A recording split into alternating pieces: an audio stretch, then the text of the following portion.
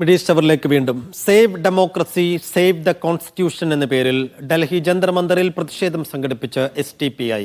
ആരാധനാലയ സംരക്ഷണ നിയമം കർശനമായി നടപ്പിലാക്കുക, വഖഫ് ഭേദഗതി ബിൽ പിൻവലിക്കുക, ന്യൂനപക്ഷങ്ങൾക്ക് നേരെ നടക്കുന്ന ആക്രമണങ്ങൾക്കെതിരെ നടപടി സ്വീകരിക്കുക തുടങ്ങിയ ആവശ്യങ്ങൾ ഉന്നയിച്ചായിരുന്നു പ്രതിഷേധം. വിവിധ മേഖലകളിലെ പ്രമുഖർ പ്രതിഷേധത്തിൽ പങ്കെടുത്തു.